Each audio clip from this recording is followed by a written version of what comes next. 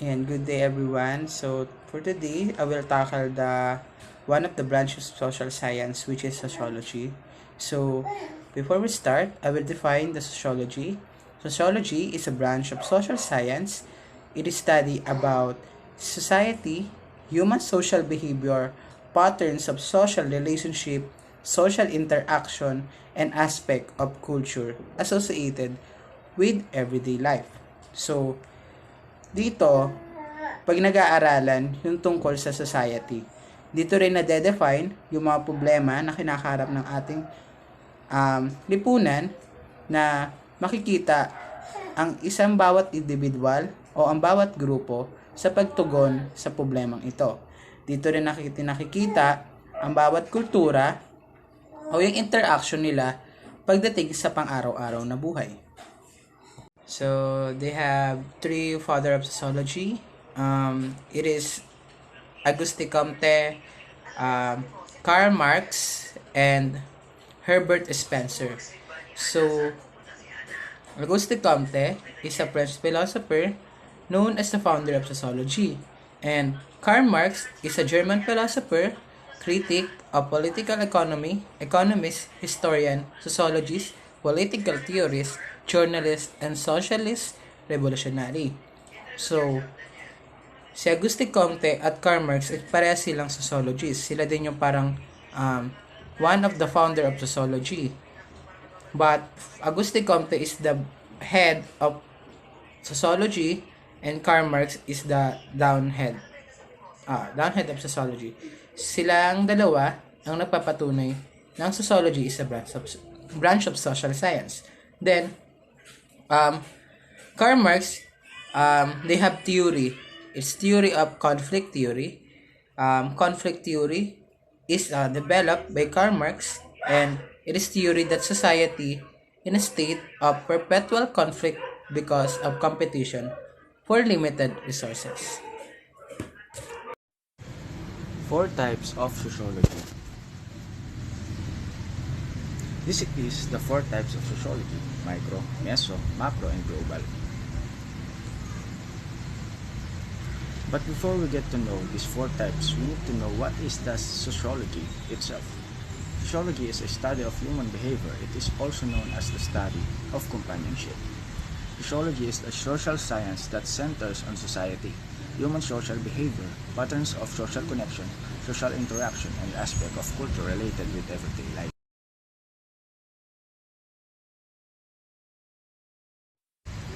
Microsociology. Microsociology deals with the nature of human behavior and human social interaction based on small-scale studies. On the other hand, microsociology analyzes the social system and population studies in a larger scale. One case of microsociology would be considered different intelligence between modern guardian and guardians who have not had children. However, examining intelligence between male and female implies in a sentimental connection will be another illustration of microsociology inquire about. Mesosociology. Mesosociology is the study of intermediate social forces and stratification such as income, age, gender, race, ethnicity, organization, and geographically circumscribed communities. The meso level of analysis examines a mid-range size population. Different communities and organizations of people will also present a range of perspectives on peace, conflicts, and violence. The problems of any given city or tribe, for example, may be generalized to issues impacting larger populations or local events. Macrosociology. Macrosociology is a large-scale approach to sociology emphasizing the analysis of social system and population at the structural level, often at a necessary high level of theoretical abstraction. Microsociology focus on large-scale structure arrangement and activities of a great number of individuals in large-scale geographic space over long period of time. Global sociology. Globalization, according to sociologists, is an ongoing process that involves interconnected changes in the economy, cultural, social, and political spheres of society. As a process, it involves the ever-increasing integrations of these aspects between rational regions, communities, and even seemingly isolated Theoretical places. sociology. Type of sociology that focuses on theory of theoretical outcomes. This is opposed to practical sociology, which may be pursued in more concrete ways.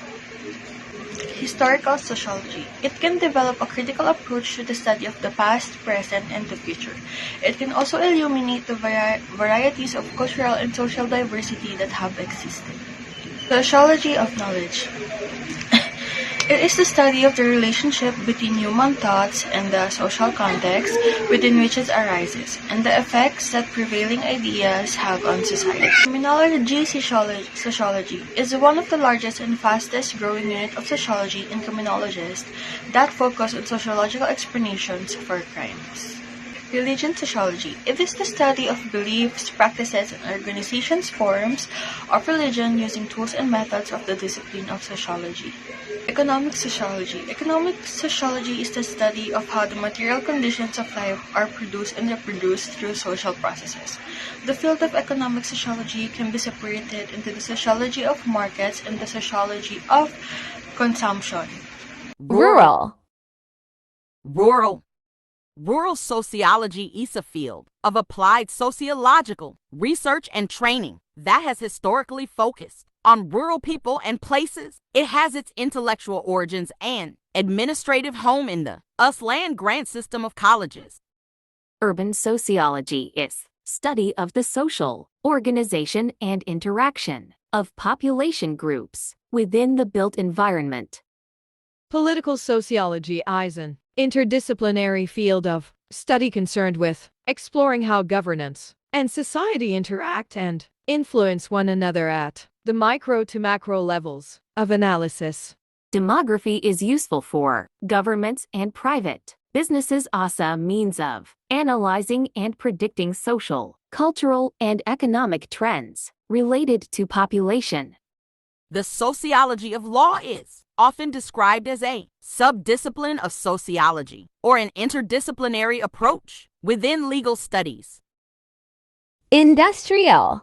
Sociological analysis directed at institutions and social relationships within and largely controlled or affected by industry. A sociological theory is a supposition that intends to consider, analyze, and explain objects of social reality from the sociological perspective, drawing connection between individual concepts in order to organize and substantiate sociological. Symbolic interactionism is an approach used to analyze human interaction by focusing on the meanings that individuals assign to things in the world around them, including words and objects. Symbolic interactionism is how you experience add subjective meanings to symbols. Social conflict theory is a Marxist-based social theory which argues that individuals and the group within society interacts on the basis of conflict rather than conscious. Through various forms of conflict, groups will tend to attain different amounts of materials and non-material resources.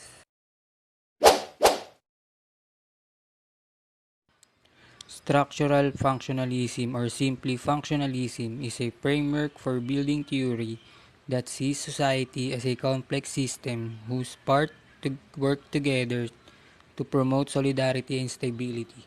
For example, the government provides education for the children of the family, which in turn pays taxes on which the state depends to keep itself running.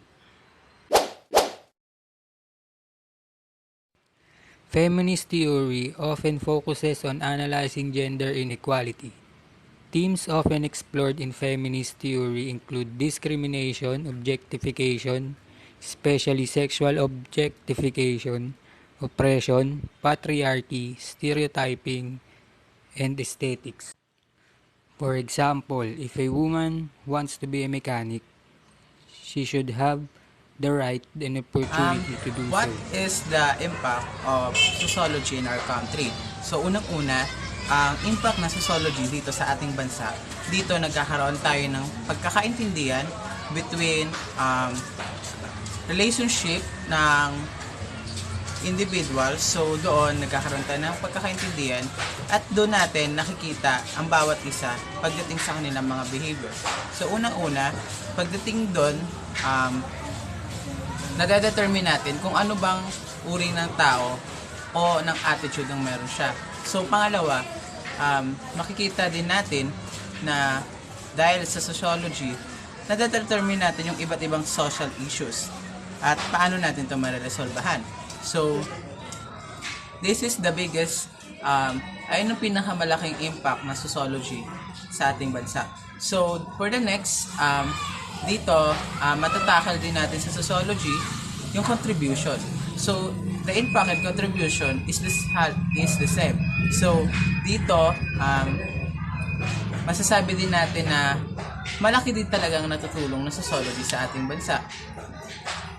So, sa sociology, may iba't iba tayong kung paano yung pagdating sa culture, tradition, behaviors ng tao, at yung understood ng bawat isa. So doon, makikita natin na ano yung talaga yung impact at contribution ng sociology sa ating bansa. So, this is the video of Group 6 for the tackling of sociology. So, hopefully you understand the lesson of sociology. So, thank you and bye.